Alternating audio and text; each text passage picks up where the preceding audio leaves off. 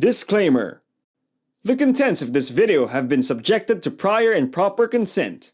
The views, information, and/or opinions expressed are those of the individuals involved and do not necessarily represent those of COVID Diaries, the Millennial Collaboration. Paalala! Ang mga nilalaman ng video na ito ay pinahintulutang gamitin ng may-ari.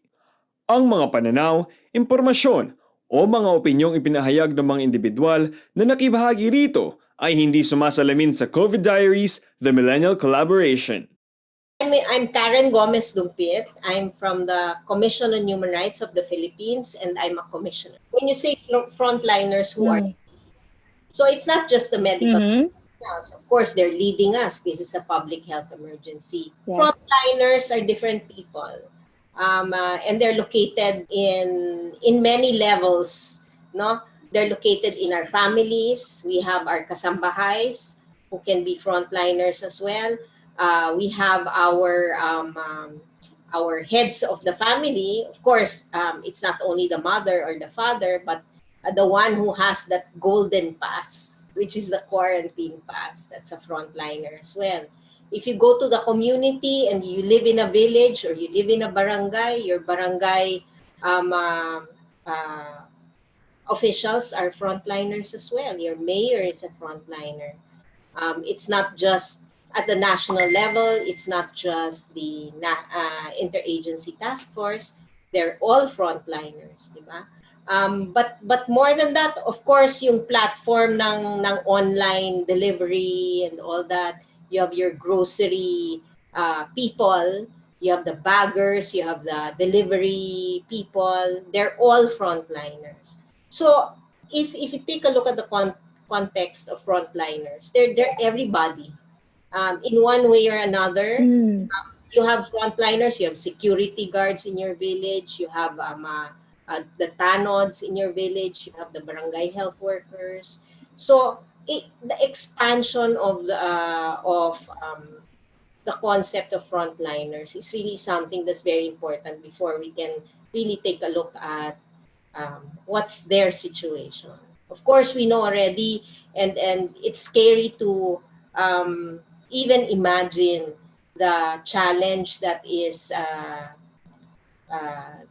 being faced by our medical frontliners. But we do have frontliners that are mostly unseen, who collects our garbage, who cleans the streets, and all that. No? So the situation for all of us is dire, although in different levels. We know that the virus is out there, but the vulnerability of our medical frontliners is really at they're the ones who are most exposed to it because they're the ones who have to care for us if we get sick.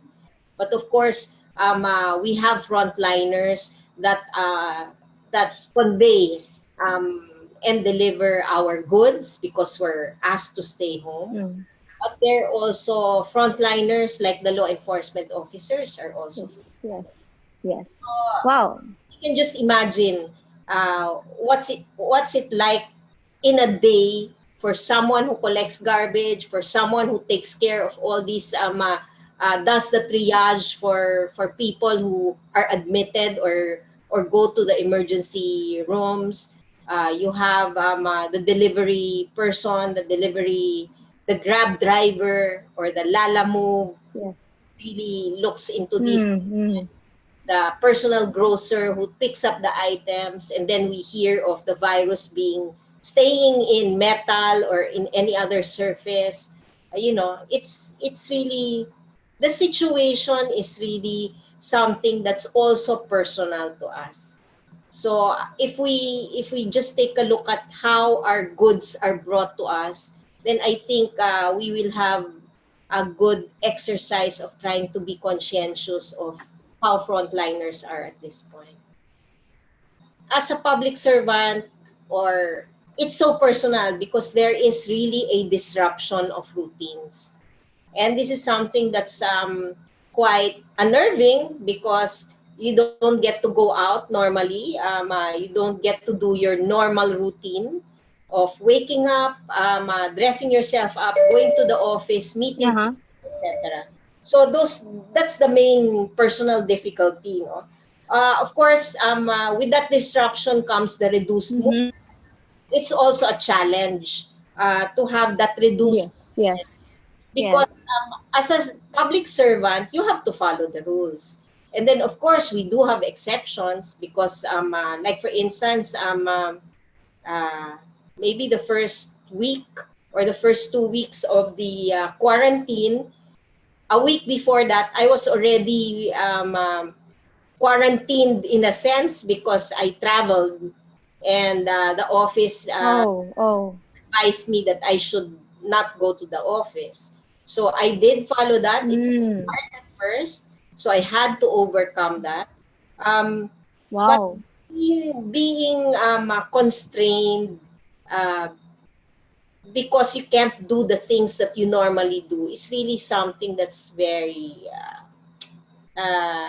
disconcerting. Anybody I think in this quarantine has felt that being prevented from going to work, doing your regular thing, and not being so dependent on technology because you need face-to-face contact, personal contact as well. But it's also a challenge at home because Yeah. being a person who goes to work beyond 8 to 5 is something that's really Uh-huh. challenging to be put in place and in one Mm. place, and then you cannot go out. So it's hard, no? It's hard also at home, but it's also good in a way because it also gives you pause. It also makes Mm-hmm. you want to evaluate your life, what you have missed, quality time with your family. But Yes. then you have to practice still physical distancing. Many think kasi that when you're at home, you don't practice that anymore because you're all in one household anyway. But once somebody goes out, you still need to practice that. In fact, maybe after how many weeks have we been? Is it our sixth week already? Um, uh, Something like that. Something like that. And my birthday was March 28th, so that was about how many weeks? Oh. Um, uh, During Holy Week, the following week, Mm. my daughter, she's 12, and we haven't hugged each other, and we do hug each other and kiss Oh. every day. So Mm. telling her maybe I can just hold your ankle or something. So Mm. physical touch is something also quite important, but you can't do it Yes. now. And then Yeah. you pause also because the things that you normally don't get to do that you like to do, you get a little more time for that, no? In fact, right before the quarantine, I've started to feel pressure at work, so I escape by watching TV, and not news anymore because it's sometimes it's stressful. So I was able to watch drama, telenovela. And then, but now I'm able to watch K-dramas, which I discovered during this quarantine. So I'm enjoying that. I get to sleep late, take naps, but then work is creeping in also, but you're always facing the screen. So Mm. sometimes it's also good to see face to face who I'm talking with or speaking with. So basically that. But my realization also, if you take a look at realization both at home and in work, my professional and personal life, I think quarantine compliance has also become a Uh-huh. privilege. It has become a privilege. Why? Mm. Because we all know that not all can follow because of Yes. necessity. So that's the thing that's most Mm.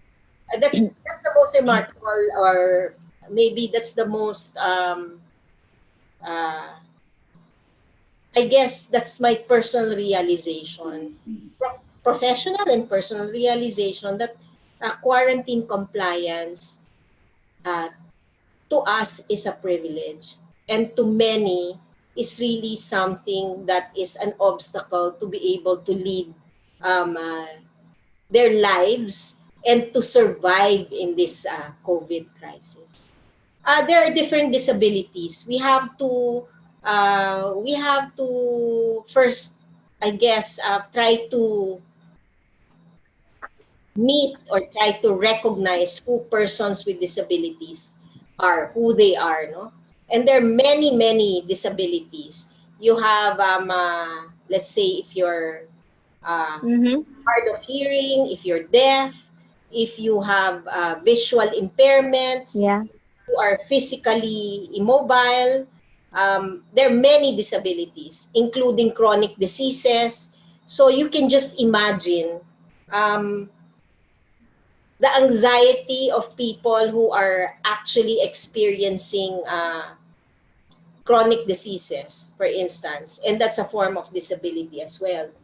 Those who Mm-hmm. have mobility issues that need to go for physical therapy, for instance, cannot go right now because the virus is all there. And not many are capable of asking for physical therapy services because movement is also restricted. So, and then if you want to get to be more informed about the crisis and what government is doing, when we tune into the IATF or the Interagency Task Force on COVID, when we tune into their Yes. press conferences, one of the things that we noticed was, and the deaf community reached out to us, was the lack of sign language interpretation. So what we did was we supported a group, and they're on. Mm. So while Wow.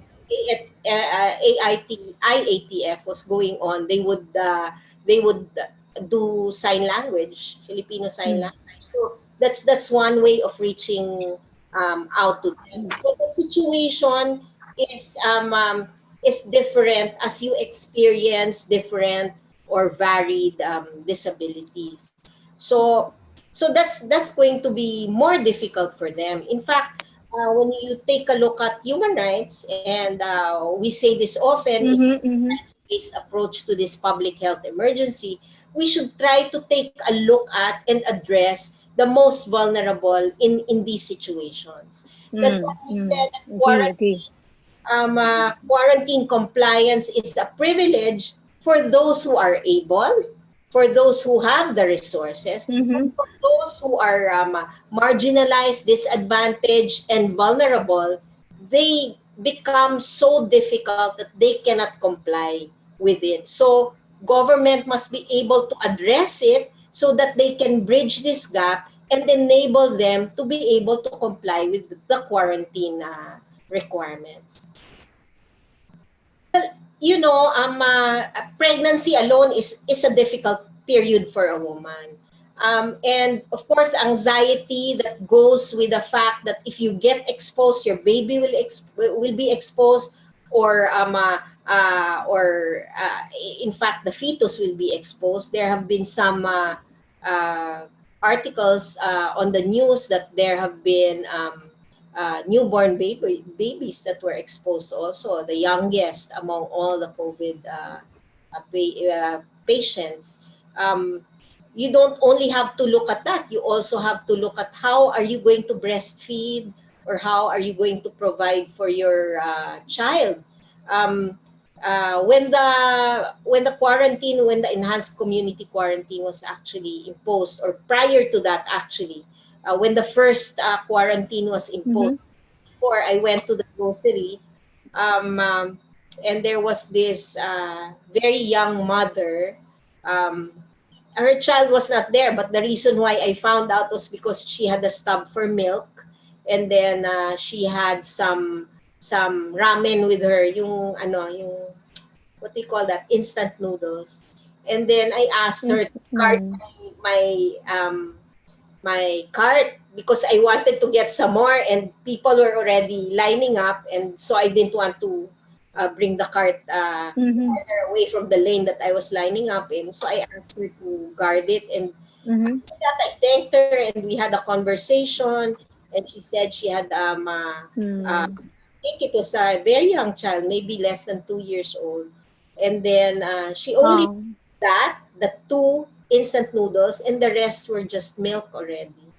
So being a mother, of course, is you have to put your kids first, and you're the caretaker of the. Yes.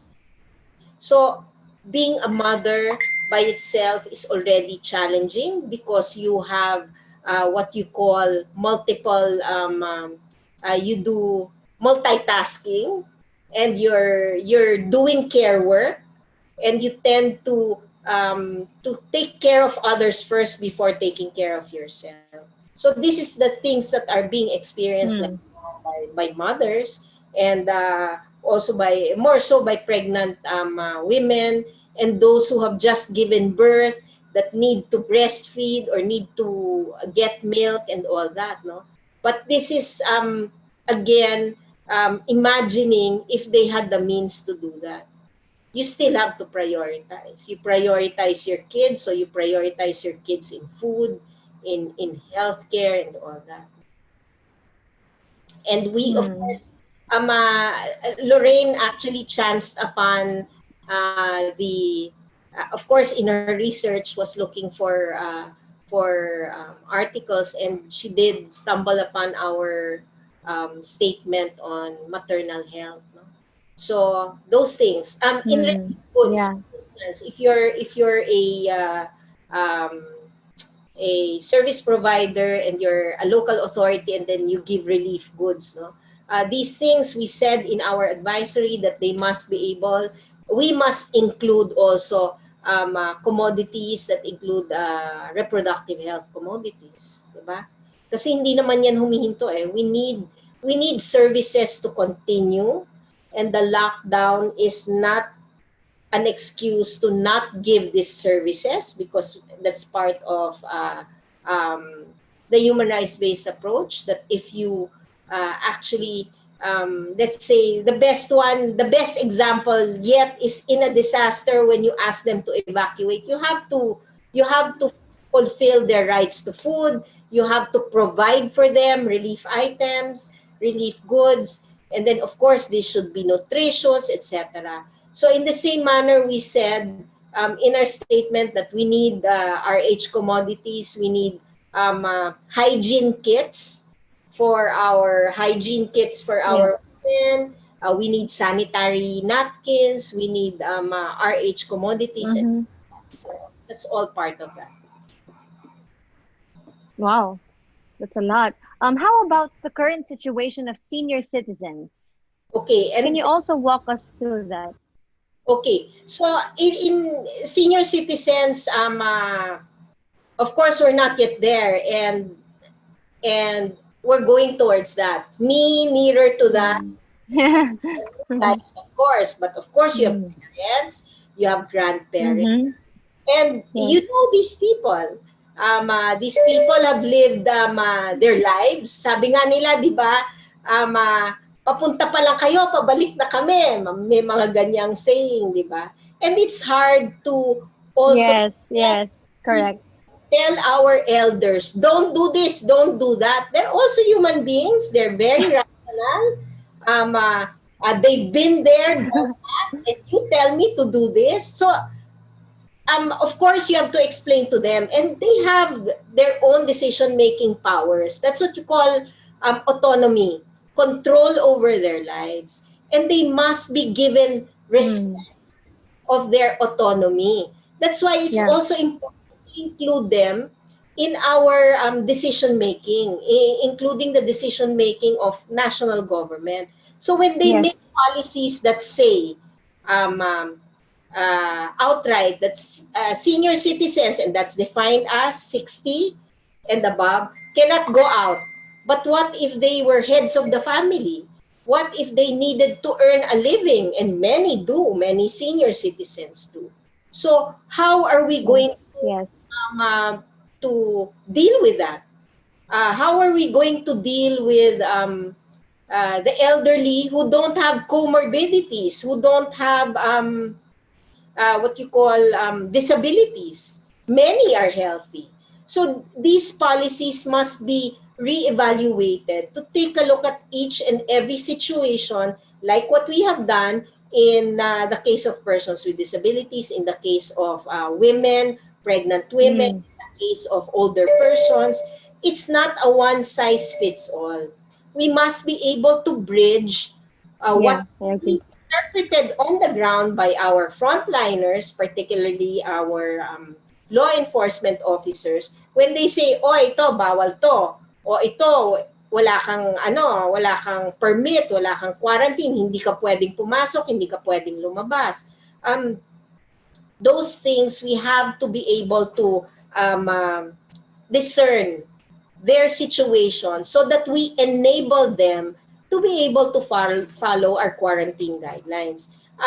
We have said it, and the most recent one was our reaction to the LRT, MRT management, including the Department of Transportation, Mm-hmm. because they're also preparing for the general community quarantine. And what we have said was that Yeah. let's Mm-hmm. implement, enforce stricter enforcement on our physical distancing, and also our hygiene, Mm-hmm. including the masks, wearing of the masks, so that we are not, Yes, yes. we are enabled to follow and yet lead the lives that we're supposed to lead.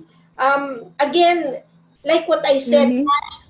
life does not start, or life does not stop in a lockdown. Life does not stop in a lockdown. Life goes on. Nagkakasakit pa rin ang mga tao.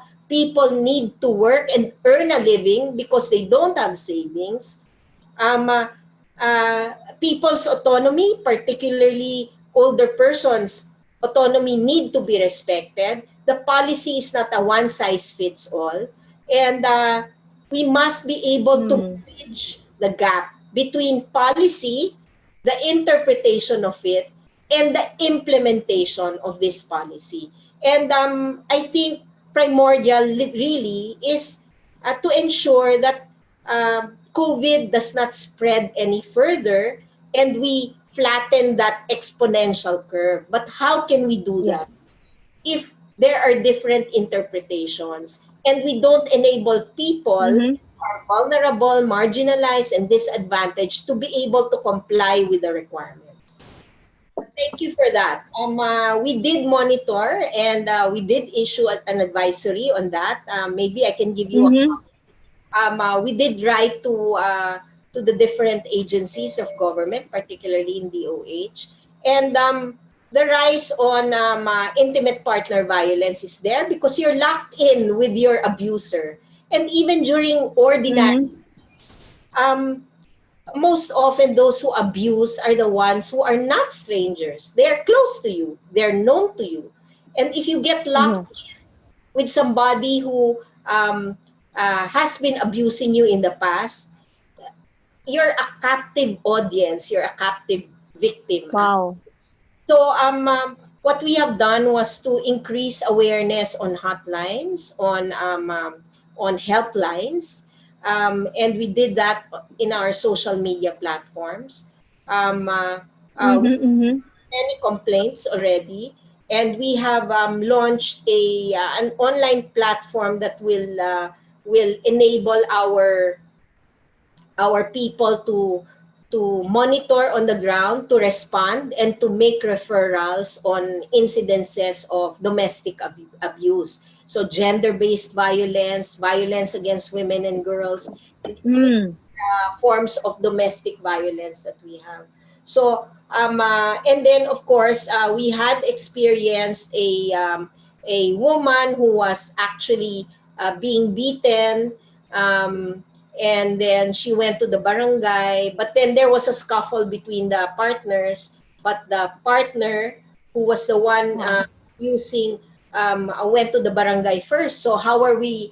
The barangay was saying to the woman, oh, but your husband already complained you, so she had to go to the city level. But Mm. the city level desk told her that we cannot take you in because our shelter is on lockdown. So what we did was we did call that city and told them, you cannot lock down. You have to provide continuity of services, especially in these cases Mm. that can lead to further harm and escalation of violence. So what we said was we really need to reimagine, because we get stumped. Mm. Because of this quarantine, because of this virus, because of our fear, sometimes we get stumped by that and just try to say, pwede ba after the quarantine na lang? Hindi pwedeng ganon, di ba? We still have to respond. That's why Mm. Yes. we said that we must be able to reimagine and be more creative. So we had several conversations already, also on Zoom and on Jitsi, and several conferences that um, talked about trying to do an electronic barangay protection order, for instance. Also amending certain regulations that would take a look at extending the barangay protection order from 15 days to more than Mm. 15 days. And then, of course, trying to make our local governments particularly realize that you cannot stop services, and even the quarantine is no justification for that. So shelters have been opened, and we have been actually bridging services because because of the many cases that we've been handling, and those that Mm. Mm. coming to our attention. Well, being able to be with technology too much, I think that's that's most remarkable, because Interesting. it's not only just my phone, it's also my iPad, it's also my laptop, um, uh, and then it's also about helping my mom Zoom with me, because I don't live with her and I can't visit her, which I normally do every weekend.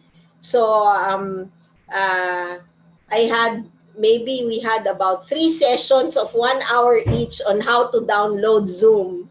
Um, and we were able to do online reunions with my cousins, my high Mm-hmm. school friends. Um, uh, uh, Ah, wow. my immediate family. We celebrated my birthday online, of course. That's the most Mm. remarkable, I think, on a personal level. Professionally, the dependence on technology. Thank God we have this technology right now. Can you Yes, yes. happen, let's say, maybe what, 25 years ago, maybe Lorraine and Christopher have been born yet. If we did have that, we had so much, very little resources. So it would True, have been so much harder. But then with true. technology also, just like in anything, um, just like a rock, you can build a home with it, or you can hurl stones against somebody. Technology also has its bad side. So even online violence has been up. Um, but the reporting of it has not been good as well, because of challenges in movement of people.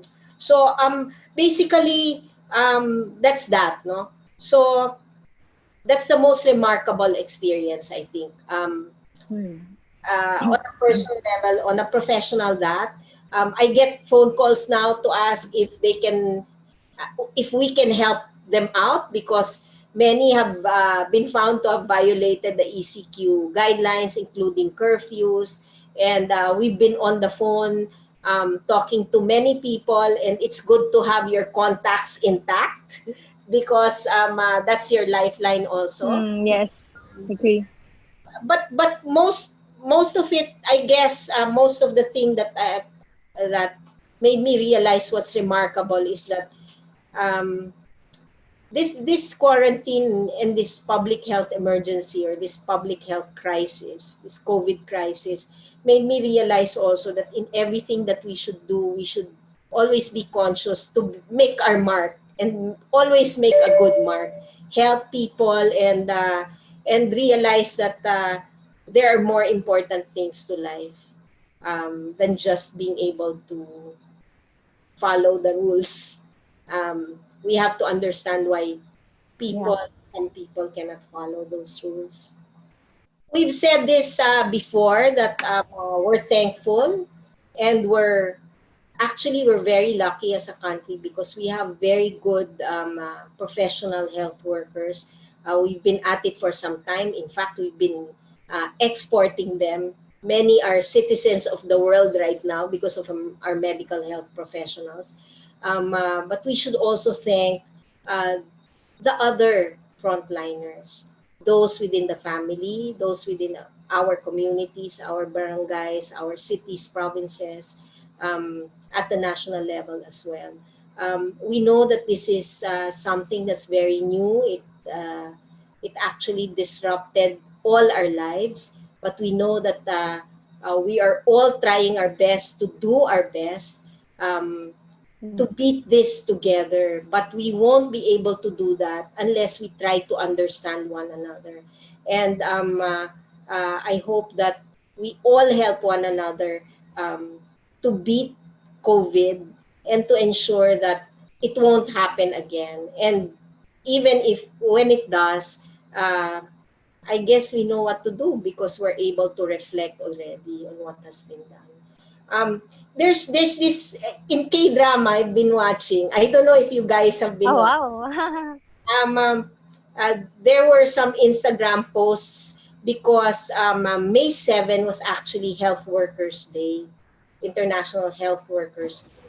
It's palm and then thumbs up, and it's a thumbs up for all the frontliners. So I'd like to give this as Wow.